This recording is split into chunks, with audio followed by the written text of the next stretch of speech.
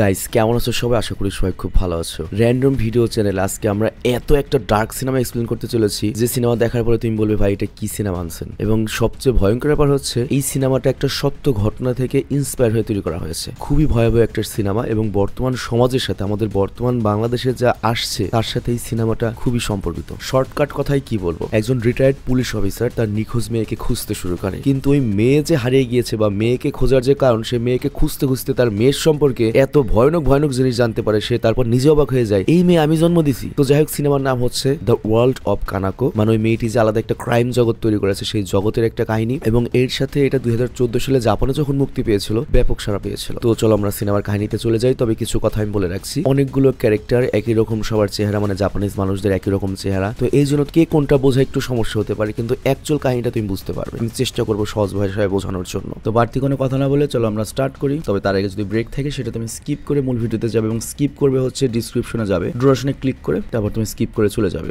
স্বাগতম প্রিয় বন্ধুরা, তোমরা কি একঘেয়েমিতে ভুগছো? তাহলে মজা পাওয়ার জন্য আজকের বিষয়টি একদম উপযুক্ত তোমাদের জন্য। এখানে তোমরা বিভিন্ন খেলার ফলাফল জানতে পারবে, খেলা সরাসরি দেখতে পারবে এবং ভবিষ্যৎবাণী করার মতো মজার একটি অংশও রয়েছে যেখানে তুমি অনুমান করতে পারো কোন দল জিতবে, কতটা ব্যবধানে ইত্যাদি। এতে রয়েছে আকর্ষণীয় পুরস্কার জয়ের সুযোগ, বিলাসবহুল গাড়ি, নামি মোবাইল ফোন, কম্পিউটার এবং আরো অনেক কিছু। এটি এমন একটি বিশ্বস্ত জায়গা যেটি পিএসজি এর মতো আন্তর্জাতিক খেলার দলের পৃষ্ঠপোষকতা পেয়েছে, তাই এতে কোনো সন্দেহের সুযোগ নেই। নতুন কিছু খেলার সংযোজন হয়েছে, যেমন দ্রুতগতির চ্যালেঞ্জ খেলা ও মুরগির পথ চলা খেলা, যেখানে সহজেই খেলে আনন্দ নেওয়া যায়। আর হ্যাঁ, যদি তুমি আমাদের প্রচারমূলক সংকেত ব্যবহার করে নিবন্ধন করো তাহলে পেতে পারো 12,000 টাকা পর্যন্ত পুরস্কার একদম বিনামূল্যে। সঙ্গে থাকবে প্রথম জমাই অর্থের পর বিনামূল্যে ঘূর্ণনের সুযোগও। অর্থ গ্রহণ ও প্রেরণ করা যাবে খুব সহজভাবে, নগদ, বিকাশ, রকেট, ব্যাংক হিসাব সহ আরো অনেক মাধ্যমে। তাই আর দেরি না করে উপরে থাকা স্থায়ী মন্তব্যে ক্লিক করো, সেখানে নিবন্ধনের প্রক্রিয়া রয়েছে। শুধু আমাদের প্রচার সংকেতটি ব্যবহার করলেই তুমি বোনাস পেয়ে যেতে পারো। এবার চলো মূল ভিডিওর দিকে এগিয়ে যাই। তো সিনেমার শুরুতে আমরা আকিকোকে দেখি। সে একটা সময় পুলিশ ডিটেকটিভ ছিল, কিন্তু ডোমেস্টিক ভায়োলেন্সের কারণে তার চাকরি চলে যায়। অ্যাকচুয়ালি হয়েছে কি, সে তার বউকে নিয়ে সুখী ছিল না। সে অনেক বেশি মনে করো হার্ড ওয়ার্কার ছিল, বাট আনফর্চুনেটলি তার ওয়াইফ মনে করো তার মেয়েকে একটু বেশি প্রাধান্য দিত। পড়ালেখানে বলতো, নমুক নে বলতো না, কেমন যেন একটা গাছেরা ভাবছিল। তো এই জন্য বউয়ের সাথে ঝগড়া লাগে এবং একদিন রাগে বউকে প্রায় মেরেই ফেলতে যাচ্ছিল। আর এই ঘটনার পরে কি হয়, তার বউ যার নাম হচ্ছে কিমিকো আর তার মেয়ে কানাকো তাকে ছেড়ে চলে যায়। মানে এখানে কিন্তু ডাইরেক্ট ডিভোর্স দিয়ে চলে যায়। এবং এর ফলে যেটা হয়, তার চাকরিও চলে যায়, মানে বউর মামলায় চাকরিও চলে যায়। তো এই ঘটনায় যেটা হয়, বউয়ের বিশ্বাসঘাতকতায় সে অ্যাডিক্টেড এবং রাগী হয়ে যায়, মানে প্রচুর মাদকাসক্ত এবং রাগী হয়ে যায়। এভাবে অনেক বছর কেটে যায় এবং এর আগে সে কখনো জানারও চেষ্টা করেনি যে তার মেয়ে আর বউ কেমন আছে। তার বউ এখন সুখে আছে, নানান বয়ফ্রেন্ড নিয়ে ভালোই আছে, কারণ ওই সব দেশের মেয়েরাও তো স্বাবলম্বী। তো যাই হোক, আকিকো এখন বর্তমানে সিকিউরিটি অফিসারের কাজ করে। সে রেগুলার মাল খায় এবং ডিপ্রেশনে ভুগছে। আর আকিকো বর্তমানে এমন একজন মানুষ, তার কোনো স্বপ্ন ছিল না, শুধু দুঃসহ স্মৃতি ছিল। আর ঠিক তখনই খবর আসে শহরের একটা দোকানে 3 জনকে হত্যা করা হয়েছে। তো পুলিশ এরপর তদন্ত করে সন্দেহ করে যে এই হত্যাকাণ্ডের সঙ্গে আকিকোর কোনো না কোনো সম্পর্ক রয়েছে। তো ওই জন্য পুলিশ ওকে জিজ্ঞাসাবাদের জন্য নিয়ে আসে, কিন্তু আকিকো তো এসব ঘটনার কিছুই যায় না, তো এই জন্য তাকে ছেড়ে দেওয়া হয়। তো এই মামলার তদন্ত পরে হচ্ছে আশাই নামের একটা চৌকস পুলিশ অফিসারের কাছে। দেখতে ইয়ং মনে হলেও খুব চৌকস। আর এখানে যে 3 জনকে মেরে ফেলা হয়েছে তারা সবাই মূলত আকিকোর মেয়ে কানাকোর খুব ভালো বন্ধু ছিল, একসাথেই সবসময় থাকতো। আর এজন্যই আকিকোকে ডাকা হয়েছিল। বাট আকিকোর সাথে তোর ফ্যামিলির সম্পর্কই নেই আজকে প্রায় 10 বছর 12 বছর। তো তখনই আকিকোর স্ত্রী কিমিকো বহুত বছর পরে কল করেন যে তোমার মেয়ে কানাকো 2 দিন ধরে গায়েব রয়েছে, এরকমটা তো আগে কখনো হয়নি। তো তুমি যেহেতু বাবা, তোমার মেয়েকে একটু খুঁজে বের করো, কারণ তুমি তো আগে একজন পুলিশ অফিসার ছিলে আর তোমার মেয়েকে কিডন্যাপ করা হয়েছে। তো যাই হোক, সাই ফেলতে ভাঙা কোলা, এতদিন খোঁজ খবর নেই, এখন খোঁজ নিতে আসছে। তো আকিকো হাজার হলো তো মেয়ে, তো সে তার মেয়ের খোঁজে বেরিয়ে পড়ে। তো প্রথমে আকিকো তার মেয়ের রুমে তল্লাশি চালায় আর সেখানে একটা জায়গায় সে হেরোইন পায়। আর এখানে তার প্রথম ধাক্কাটা লাগে এবং সে স্পষ্ট বুঝতে পারে তার মায়ের প্রশ্রয় বা বইয়ের প্রশ্রয়ে ড্রাগ এডিক্টেড হয়েছিল। এবং এখানে সে অনেকগুলো ওষুধ পায়। এখান থেকে সে জানতে পারে কানাকো রেগুলার অ্যানজাইটির ওষুধ খেত, মানে ডিপ্রেশনের টাইপের। তো আকিকো তার স্ত্রীকে বলে যে কানাকো তো কোথাও চাকরি করে না, ওর কাছে এত টাকা কই থেকে আসে? আর ওর ওয়ার্ড্রোবে দেখলাম খালি ডিজাইনারের কাপড়ে ভরা, মানে ব্র্যান্ডের কাপড় চোপড় ভরা, এত টাকাও কই পায়? আর তারপর আকিকো কানাকোর রুমে কিছু ছবি পায় যেখানে তাকে একটা ছেলের সঙ্গে দেখা যাচ্ছে। বাট এই ব্যাপারে কানাকোর স্ত্রী কিছুই জানে না। মানে বর্তমান সমাজের মায়েরা বাপেরা যেটা হয় আর কি, সন্তান স্কুল কলেজে গেলে মনে করে পোলা বড় হয়ে গেছে, না জানি কে গেছে। তো এরপর গল্প যায় হচ্ছে 3 বছর আগে। কানাকো তখন হাই স্কুলে পড়তো, আর হাই স্কুলে কয়েকজন ছেলে যারা কানাকোর সাথে ক্লাসে পড়তো তারা সাইগন নামের একটা সিধা সাদা ছেলেকে বুলিং করতো। আর ওই মুহূর্তে কানাকোই ছিল একমাত্র লোক যে সাইগনের সাথে সুন্দর করে কথা বলতো, এবং কানাকোর এই সহানুভূতিতে সাইগন নামের সেই সিধা সাদা ছেলেটা অ্যাট্রাক্টেড বা আকর্ষিত হয়ে পড়ে, এবং কানাকোর হাসি তাকে পাগল করে তুলেছিল। কিন্তু এই কানাকো যে কত ভয়ঙ্কর পরে জানতে পারবে। তো যাই হোক, এরপর বর্তমানে আকিকো করে কি, কানাকোর হাই স্কুলে যায়, তার ক্লাসমেট মিশার কাছ থেকে তদন্ত করতে থাকে। তো মিশা বলে কানাকার বন্ধু বান্ধবের ব্যাচটা আলাদা ছিল, আমরা এককালে ওর বান্ধবী ছিলাম, কিন্তু পরে ও হাই স্কুলের বাইরের কিছু পোলাপান যারা পড়ালেখা করতো না তাদের সাথে সঙ্গী ছিল। আর তারপর আকিকো ওদেরকে কানাকোর রুমের মধ্যে পাওয়া কিছু ছবি দেখায়, কিন্তু এই ছেলেটাকে ওরা কেউ চিনতে পারে না। মানে এই ছেলেটার সাথে ওর সম্পর্ক হয়তো আরো আগের ছিল, ওদের সাথে পরিচয় হওয়ার আগে। তো এরপর আকিকো ওদেরকে জিজ্ঞাসা করে কানাকোকে ড্রাগস সাপ্লাই কে দিত। তো এই কথা শুনে মিশা উল্টো ওকে গালি দিয়ে বলে, এর মানে তুমি তোমার মেয়েকে চেনো না? হ্যাঁ। আর মিশার সঙ্গে আরেকটা মেয়ে ছিল যার নাম হচ্ছে গোল্ডি, সে বারবার পানি খাচ্ছিল। তো আকিকো দেখেই বুঝতে পারে এটাতে মাদকাসক্ত এবং ওর মাদকের পিনি করছে। তো সে করে কি, গোল্ডি নামের ওই চুল ছোট মেয়েটিকে ড্রাগসের লোভ দেখিয়ে কানাকোর সম্পর্কে জানার চেষ্টা করে। আর তখন মিশা উল্টো রেগে গিয়ে আকিকোকে গালমন্দ করে ওখান থেকে চলে যায়, যে ভাববিটি একই রকম। তো যাই হোক, এরপর আকিকো যায় হচ্ছে সেই মনোরোগ বিশেষজ্ঞের সঙ্গে দেখা করতে যার কাছ থেকে তার মেয়ে কানাকো ট্রিটমেন্ট নিত। তো ডক্টর বলে কানাকোর অ্যানজাইটির প্রবলেম ছিল, আর এর জন্য আমি ওকে শুধুমাত্র ঘুমের ওষুধ দিয়েছিলাম। কিন্তু ডক্টরের মুখ থেকে মনে হচ্ছিল সে কিছু লুকাচ্ছে। এবং আকিকো যখন এই ব্যাপারে জিজ্ঞাসা করে তখন উল্টো ডক্টর ঝাড়ি দিয়ে বলে, আরে তোমাদের বাবা মার জন্য বাচ্চাদের সমস্যা হয়, তোমাদের সমস্যা তোমাদের বাচ্চাদের মতো চলে এসেছে। তো যাই হোক, এরপর আকিকো করে কি, কিমিকোর সাথে গিয়ে মানে ওর বোর সাথে গিয়ে কানাকোর স্কুলের বান্ধবীর সঙ্গে দেখা করে, মানে হাই স্কুলের বান্ধবীদের সাথে আগের স্কুলের, এবং সেই ফটোটা ওই মেয়েদেরকে দেখায়। আর ওরা সঙ্গে সঙ্গে ছেলেটাকে চিনে ফেলে। তারা বলে এই ছেলেটার নাম তো ওগাটো, যে ক্লাস 8-এ থাকার সময় স্কুলের ছাদ থেকে লাফ দিয়ে আত্মহত্যা করেছিল। এবং ওই সময় স্কুলে কানাকো এবং ওগাটোকে নিয়ে অনেক গুজব ছিল, ওরা নাকি গার্লফ্রেন্ড বয়ফ্রেন্ড ছিল, শারীরিক সম্পর্ক করেছে। তো এখানে নাওমি নামে যে মেয়েটা ছিল সে ওই সময় কানাকোর ক্লোজ ফ্রেন্ড ছিল। তো ওর কাছে যদি যাও নাওমির কাছে, সে হয়তো অনেক বেশি জানবে। আর এরপর স্কুলের বার্ষিক ডায়েরিতে আকিকো নাওমি আর মাসুঙ্গার নামের একটা ছেলের ছবি দেখে। আর তারপর মেয়েগুলো বলে এই মাসুঙ্গা ছিল একটা গ্যাংস্টার টাইপের ছেলে, নেশামেশা কমে এমন কিছু নাই যে করতো না। তো এরপর গল্প আবারও 3 বছর পেছনে চলে যায়, যেখানে সাইগন পুরোপুরি কানাকোর প্রেমে পড়ে গিয়েছে, এবং সে বুঝে গিয়েছিল কানাকো ওগাটাকে অনেক ভালোবাসে, আর ক্লাস 8-এ থাকতে লাভ দিয়ে মরেছিল, এবং ওকে কখনো ভুলতে পারেনি। তো এই জন্য সাইগন চায় কানাকো ঠিক ওগাটাকে যেমন ওকে ভালোবাসতো ওকেও সেরকম ভালোবাসুক, ও ওগাটোর মতো ওকে ভালোবাসবে। তো এই জন্য কানাকোর কাছে যাওয়ার চেষ্টা করে। তো একদিন যখন ওই সাইগন, যে একটা ভোদাইমার্কা ছেলে, সে যখন স্কুলে আসে সবাই ওকে দেখে ভয় পেতে শুরু করে। মানে এটা কিন্তু আগের স্কুল না, পরের স্কুল। এবং যারা ওকে বুলি করতো তারা ওকে দেখে কাঁপতে শুরু করে, এবং আমরা দেখতে পাই যারা বুলি করতো তাদের হাত পা ভাঙা। তো হুট করে এত পরিবর্তন কিভাবে হলো? তো সাইগন এরপর জানতে পারে কানাকোর কাছ থেকে যে মাসুঙ্গাকে বলে, মাসুঙ্গা মানে ওর আগের স্কুলের যে ওই গ্যাংস্টার ছিল, ওকে বলে ওই বুলি করা সকল ছেলেদেরকে মাইর খাইয়েছে। আর এটাও জানতে পারে যে কানাকোর সাথে মাসুঙ্গার অবৈধ সম্পর্ক রয়েছে। তো এই কথা শুনে সাইগনের মন ভেঙে যায়। মানে আস্তে আস্তে আমরা জানতে পারছি যে কানাকোর চরিত্র কেমন। এবং ওর বাবা আকিকো যখন এগুলো তদন্ত করছিল তখন সেও অবাক হয়ে যাচ্ছিল যে এই মেয়ে আমি জন্ম দিছি। তো যাই, এরপর সে স্কুলের ভাইস প্রিন্সিপাল মাটিজোর সঙ্গে দেখা করে। তো মাটিজো বলে আমার একটা মেয়ে আছে, তো এই জন্য আমি তোমার সমস্যা বুঝতে পারি, কিন্তু আমার হাই স্কুলও পার হয়ে যাওয়ার পরে কখনো ওর সঙ্গে আর আমার দেখা হয়নি, মানে ক্লাস 10 পার হওয়ার পর আর দেখা হয়নি। এবং মাটিজো বলে ওগাটো যখন ক্লাস 8-এ আত্মহত্যা করেছিল তারপর থেকে তোমার মেয়ে এই ঘটনার জন্য নিজেকে দায়ী করেছিল, হতে পারে এর জন্য চেঞ্জ হয়ে গিয়েছে। তো আকিকো বুঝতে পারে এই বিষয়টাই হয়তো তার মেয়েকে ড্রাগ অ্যাডিক্টেড বানিয়েছে। আর এখানে মাটিজো বলে নামি নামে একটা মেয়ে ওকে ড্রাগস দিত, এবং মাসুঙ্গার মতো ও অনেক গুন্ডা ছেলেদের সঙ্গে ঘুরতো। তো এই কথা শুনে আকিকো বলে তুমি যেহেতু এগুলো জানো, তুমি একটা প্রিন্সিপাল, তুমি কেন এগুলো নিয়ে পদক্ষেপ নাওনি? আর এরপর আকিকো করে কি, ডিটেকটিভ আসাইকে মাসুঙ্গার মানে ওই গ্যাংস্টার ছেলেটার ছবি পাঠায়। বাট আসাই তখন বলে দোকানে যে 3 ছেলেকে মেরে ফেলা হয়েছে তারা ওই মাসুঙ্গার গ্যাংয়েরই সদস্য ছিল, ওরা একসাথে কাজ করতো। তো আকিকো এখন নিশ্চিত হয়ে গিয়েছে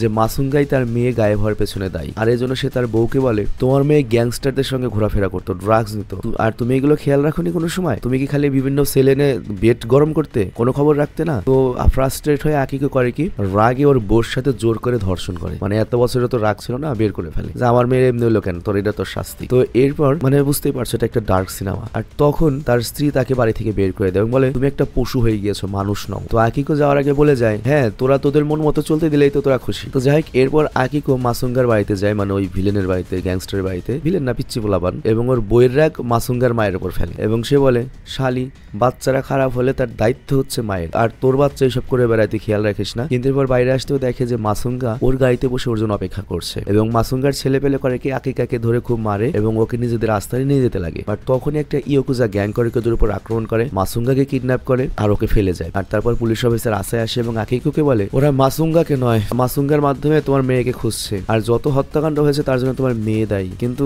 এখানে পুলিশ অফিসারও যায় না, আবার আকিকোও যায় না। কি এমন কাজ করেছে ওর মেয়ে কানাকো যার জন্য ইয়াকুজারা ওকে খুঁজছে? তবে নিশ্চয়ই বুঝতে পারছো খুব ভয়ঙ্কর একটা কাজ করেছে। তো যাই হোক, এরপর আকিকো করে কি আবারও কানাকোর ক্লাসমেট মিশার সঙ্গে দেখা করে, মানে কলেজের ক্লাসমেট, এবং তাকে বলে তোরা সবটি মাল খাওয়ার গ্রুপ, নেশা করার গ্রুপ, তোরা নিশ্চয়ই জানিস যে কানাকো কোথায় লুকিয়ে রয়েছে, কারণ তোরা সবাই একসাথে নেশা করিস। বাট মিশা তখন রেগে আকিকোকে বলে তোমার মেয়ে হাই স্কুলে সব নেশা সাপ্লাই দেয়। শুধুমাত্র তাই নয়, ড্রাগসের লোভ দেখিয়ে প্রথমে ড্রাগস দিকে খাইয়ে নেশা বানিয়ে তারপর ওদেরকে দিয়ে দেহ ব্যবসাও করায়। তুমি একটা মেয়ে নয় বরং শয়তান জন্ম দিয়েছো। আর তারপর গল্প আবারও 3 বছর আগে ফিরে যায়। তো কানাকোর প্রেমে ওই সাইগন তো ধীরে ধীরে পাগল হয়ে গিয়েছে। আর এরপর একদিন কানাকো করে কি ওকে নিজের বাড়িতে নিয়ে আসে এবং মনে করো রাশিয়ান খেলে তারপর মাসুঙ্গাকে করে কি একটা পার্টির ইনভাইটেশন দেয়। তো সাইগনও রাজি হয়ে যায় এই সুযোগে কানাকোর সাথে সময় কাটাতে পারবে। আবার কানাকো জেনে গিয়েছে যে সাইগন ওগাটোর জায়গা নিতে চায়। তো পরের দিন কানাকো করে কি সাইগনকে মাসুঙ্গার জন্মদিনের পার্টিতে নিয়ে যায় এবং মাসুঙ্গার জন্মদিনের পার্টি বছরের প্রতি মাসেই হয়, বুঝতেই পারছো কোন ধরনের পার্টি এটা। তো সে সাইগনের ড্রিঙ্কসে নেশার ওষুধ মিশিয়ে দেয়। আর তারপর সাইগন যখন পুরোপুরি নেশাগ্রস্ত হয়ে যায়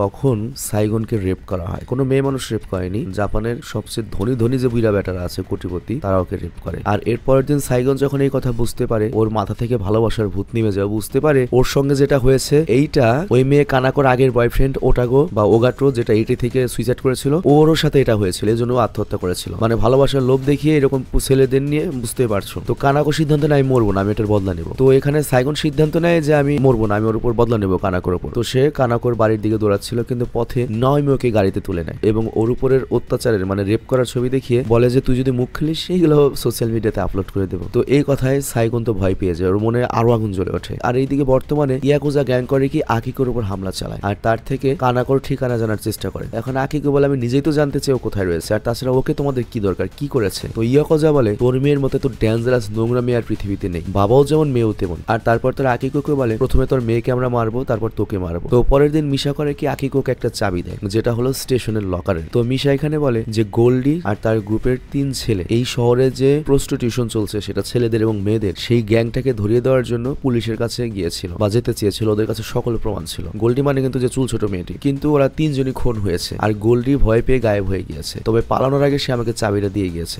মানে ওই যে ছোট চুলালা মেয়েটা। তো এরা হচ্ছে সেই 3 জন যাদের সিনেমার শুরুতে মেরে ফেলা হয়েছিল। তো এই 3 জন গোল্ডি আর কানাকো 5 জনের মিলে একটা গ্রুপ ছিল আর কি। আর তাদের মধ্যে একজন ফটোগ্রাফারও ছিল, সে তো ওই চশমালাটা মারাই গিয়েছে। তো এখানে মিশার কাছ থেকে আকিকো জানতে পারে গোল্ডির জীবন নষ্ট হওয়ার পেছনেও কানাকো ছিল, কিন্তু গোল্ডি কানাকোকে কখনোই দোষী মনে করতো না, সে কানাকোকে নিজের দেবী মনে করতো। সে মনে করতো কানাকোর জন্য আমি এই সুন্দর জীবন এনজয় করতে পারছি, কারণ আমি একসময় ইন্ট্রোভার্ট ছিলাম। এবং সে কানাকোর প্রতি এত ইনফ্লুয়েন্স ছিল যে সে কানাকোর জন্য শুধুমাত্র ড্রাগস বিক্রি করতো না, নিজের দেহ বিক্রি করতো, প্রয়োজনে আরো মেয়েকে এনেও দিত। তো যাই হোক, এরপর 3 ছেলের খুনের খবর জানার পরে কানাকো বুঝে যায় যে তার পরের নাম্বার হয়তো সেই মরবে। তো এই জন্য চাবিটা সে গোল্ডিকে দিয়ে গায়েব হয়ে গিয়েছিল। তো আকিকো এবার এখন এই কথা জানার পরে গোল্ডির কাছে যাওয়ার সিদ্ধান্ত নেয়। তো আকিকো আর মিশা দুজনেই গোল্ডির রুমে যায় এবং তারা দেখতে পায় অলরেডি সেই গোল্ডি মেয়েটাকে কেউ খুন করে ফেলেছে। আর তখনই পুলিশ অফিসার আসায় আকিকোকে কল করে, ভাই তুমি যেখানে যাও সেখানে আগেই খুন হয়ে থাকে ভাই, ঘটনা কি? তো যাই হোক, এরপর আকিকো করে একটি স্টেশনে গিয়ে লকার খোলে এবং সেখানে কিছু নেগেটিভস এবং ছবি পায় যেগুলোতে নাবালক ছেলে মেয়েদেরকে বিভিন্ন লোকেরা রেপ করছে এটা দেখা যায়। মানে শুধুমাত্র মেয়ে মানুষ না, ছেলে মেয়ে সবাই রেপ হচ্ছে। এবং এর মধ্যে ক্লাস 8-এ যে ছেলেটা আমাদের কানাটোর বোন বা বয়ফ্রেন্ড ছিল, মারা গেল 8-এ, ওই ওগাটোর ছবি ছিল। এবং কিছু ফটোতে সে ওই সাইকিয়াট্রিস্ট যে ডক্টর, আই মিন মনোরোগ বিশেষজ্ঞ ডক্টর, তাকেও দেখে কয়েকজন মেয়ের সঙ্গে বিছানায় রয়েছে। তো আকিকো করে ওই ডাক্তারের ছবি বাদে বাকি সব ছবি করে কি আসাইয়ের কাছে পাঠিয়ে দেয় এবং ওই ছবিতে থাকে একজন বুড়ো লোক সম্পর্কে জিজ্ঞাসা করে যে এই বুড়া বেটাটাকে যে সবগুলো ছবিতে রেপ করছে। তো আসাই বলে ওই বুড়োর নাম হচ্ছে জয়ী, সে আমাদের এই শহরের সবচেয়ে বড় ব্যবসায়ী এবং খুবই লম্পট একটা লোক, আর হতে পারে সেই তোমার মেয়েকে মারার জন্য ইয়াকুজাদের ভাড়া করেছে বা কন্ট্রাক্ট দিয়েছে, হয়তো তোমার মেয়ে এই ছবিগুলো দিয়ে জয়ীকে ব্ল্যাকমেল করে আসছিল। তো আকিকো তখন আসাইকে বলে আমি গোল্ডির কল রেকর্ড চাই। গোল্ডি মানে ছোট চুলালা মেয়েটা, হয়তো ও কানাকোর ঠিকানা জানবে কারণ লাস্টবার ওর কাছে চাবি দিয়ে গিয়েছিল। আসাই তখন আকিকোকে বলে ওই 3 ছেলে মেয়ের আর গোল্ডির হত্যাকাণ্ড কিন্তু ইয়াকুজা করেনি, কারণ মরার আগে গোল্ডি পুলিশকে সব বলে গিয়েছে, কোনো ইয়াকুজার পেছনে ছিল না। তো আকিকা তখন তো অবাক হয়ে যায় যে কি মারতে পারে তাহলে ওদের। তো এরপর আকিকো করে কি সেই সাইকিয়াট্রিস্টের কাছে যায়, আই মিন ওই মনোরোগ বিশেষজ্ঞের কাছে, যার কাছ থেকে ওর মেয়ে ট্রিটমেন্ট করতো। তো ওই ডক্টরকেও ছুরি ধরে জিজ্ঞাসা করে শালা তুই ছোট বাচ্চাদের সাথে নোংরা কাজ করতি, মানে 13, 14, 15 বছর বয়স সব, এগুলো কি তোর ফ্যান্টাসি? ডক্টর বলে না আমি না, তোমার মেয়ে লম্পট, সে আমার কাছে চিকিৎসা নিতে এসে উল্টো আমাকে সিডুস করে এই লুচ্চামি কাজ আমাকে আসক্ত করেছে। সে আমাকে বলেছিল সে তোমার সাথেও নাকি ইন্টিমেট হয়েছে, তোমরা রেগুলার ইন্টিমেট হয় একসাথে, আর এর জন্য আমার সাথে ইন্টিমেট হতে কোনো সমস্যা নেই। এবং আমার একটা ক্লায়েন্ট যে আমার কাছ থেকে চিকিৎসা নিত, সে তোমার মেয়েকে ফার্স্টবার আমার কাছে পাঠিয়েছিল। আর কানাকো যেটা করতো ওই ওই চোয়ের যত ধনী বুড়ো বন্ধু বান্ধব ছিল তাদেরকে মেয়ে ছেলে সাপ্লাই করতো, এবং হোটেল এডেনের 818 নম্বর রুম ওর পার্মানেন্ট জায়গা এবং মাঝ মাস্তির জায়গা। এবং তোমার মেয়ে এত ডেঞ্জারাস যে তার কথা নাই বললাম, সে মারাত্মক নেশাগ্রস্ত এবং সে যাইছে তাই করবে। সে মধ্যবয়সী হোক, বুড়া বেটা হোক, ইয়াং হোক, ছেলে হোক, মেয়ে হোক, ওর কোনো প্রবলেম নাই। তো এই কথা শোনার পরে আকিকেও মনে করে যে একটা শক খেয়ে যায়, আর ও বুঝতে পারে যে 5 বছর আগে ওর আপন মেয়ে ওর কাছে ইন্টিমেট হওয়ার আত্মপ্রকাশ করেছিল, ওর বাবাকে দিয়ে নিজের শরীরে তৃষ্ণা মেটাতে চেয়েছিল, এবং তখনও ও শক হয়ে গিয়েছিল এবং ওর মেয়েকে গলা টিপে মেরে ফেলতে চেয়েছিল। তো আকিকো বুঝতে পারে যে হয়তো আমি ওকে ছোট বলে আমি ভুল বুঝেছিলাম, কিন্তু ও যে এত ডেঞ্জারাস হয়ে গিয়েছে, সত্যি একটা শয়তানকে জন্ম দিয়েছি। মানে চিন্তা করো কিরকম ডার্ক একটা সিনেমা। তো এরপর আকিকো করে কি হোটেলে যায়, মানে এডেনে যাওয়ার জন্য বেরিয়ে পড়ে যেখানে ওর মেয়ের আস্তানা ছিল। বাট তখনই ইয়াকুজার গুন্ডারা ওকে ধরে ফেলে, আর ইয়াকুজারা ওকে বলে চোই আমাদেরকে কানাকোকে খুঁজে বের করার কাজ দিয়েছে, যে কোনো ভাবেই হোক কানাকোকে আমাদের লাগবে। তো এখানে ইয়াকুজা আরো জানায়, মানে এই ইয়াকুজা কিন্তু থার্ড পার্টি, তারা জাস্ট ভাড়ায় কাজ করছে। তো ইয়াকুজা জানায় কানাকোর কাছে চোই আর তার লুচ্চা বন্ধু বান্ধবদের অনেক ছবি এবং নেগেটিভস রয়েছে, যা কানাকো তার বন্ধু বান্ধবদের তুলিয়েছিল, আর ওগুলো যদি সবার সামনে আসে চোই আর তার লুচ্চা বন্ধুদের আসল চেহারা বাইরে বেরিয়ে আসবে, সমাজের সামনে তারা ন্যাংটা হয়ে যাবে। তো তোর মেয়ে তো মৃত্যুর সঙ্গে পাঙ্গালিয়েছে রে। তো আকিকো তখন বলে আসলে এর পেছনে আমার মেয়ে নয়, এই যে শালা মাসুঙ্গা দায়ী। এই মাসুঙ্গা হাই স্কুল থেকে আমার মেয়েকে মাদকাসক্ত করিয়ে ব্যবসায় নামিয়েছিল। বাট তখন মাসুঙ্গা তো এখানে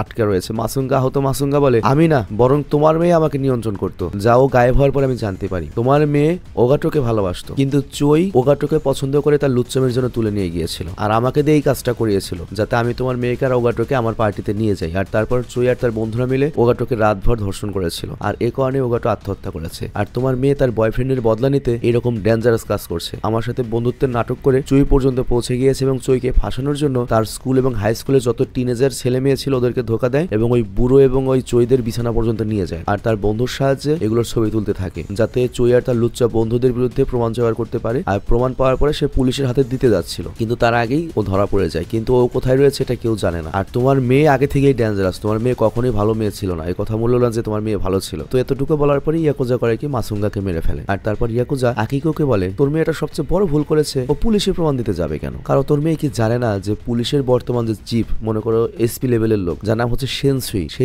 নিজেই এই পুরো শহরের প্রস্টিটিউশন রিং চালায়, এবং সে নিজেই চৈকে টিনেজার মেয়ে সাপ্লাই করে। আর গোল্ডির ফোনটা ট্র্যাক করা ছিল, আর সেনসুই ওখান থেকে কানাকোর পরিকল্পনা সম্পর্কে জানতে পারে, আর সেই গোল্ডি এবং ওই 3 ছেলেকে হত্যা করেছে। এবং ওই সেনসুই মানে ওই এসপি এত ডেঞ্জারাস যে সে নিজেকে বাঁচাতে চৈকেও মেরে ফেলতে পারে, আর তাই চৈ ভয় পাচ্ছে যে সেনসুই হয়তো ওকেই মেরে ফেলবে। এবং তোর এই ধ্বংসের পিছনেও সেনসুই হয়তো কোনোভাবে দায়ী, কারণ এই পুরো শহরের এই প্রস্টিটিউশন নিয়ন্ত্রণই করে হচ্ছে ওই সেনসুই, এবং ও না থাকলে তোর মেয়েও খারাপ হতো না, তুই ওকে মেরে ফেল, আমরা তোকে ছেড়ে দেবো। তো এরপর গল্পটা 1 সপ্তাহ আগে ফিরে যায়। আমরা দেখতে পাই প্রতিশোধের আগুনে জ্বলতে থাকা সাইগন কানাকোকে খুঁজতে খুঁজতে নামের বাড়িতে যায়, আর নামের কাছ থেকে ও জানতে পারে যে কানাকো হোটেল অ্যাডেনে থাকে মাসুঙ্গার সঙ্গে। তো এখানে সাইগন যেটা করে, প্রথমে নামের মুখ কেটে ওকে বিচ্ছিরি বানিয়ে দেয়, এবং ওকে এমন ভাবে রেখে যায় যে আস্তে আস্তে মারা পড়ুক। আর এইদিকে আমরা দেখি বর্তমানে আসে, এবং আকিকো যায় হচ্ছে সেনসুর বাড়িতে, এবং সেনসুর বাড়িতে গিয়ে ইচ্ছে মতো ওর স্ত্রীকে ধর্ষণ করে। আর তারপর সেনসুইকে কল করে বলে তোর স্ত্রীকে তো আমি ধর্ষণ করেছি, আর অমুক জায়গায় নিয়ে এসেছি আয়। তো এরপর আকিকো সেনসুর স্ত্রীকে বলে এটা তো স্বামীর পাপ যে শাস্তি তুই ভোগ করলি, কারণ তোর স্বামী এগুলো করে টাকা কামাতো, সেই টাকায় তোরা ভোগ করতি, তো তোর স্বামীর পাপও তোর নিতে হবে। তো যাই হোক, সে সেনসুর স্ত্রী আর তার ছেলেকে হোস্টেস বানিয়ে সেই জায়গায় পৌঁছে যায় যেখানে সেনসুইকে সে ডেকেছিল। কিন্তু এখানে আমরা দেখতে পাই এসপি সেনসুই এসে প্রথমে তার স্ত্রীকে গুলি করে মারে, তারপর ছেলেকে গুলি করে মারে, আর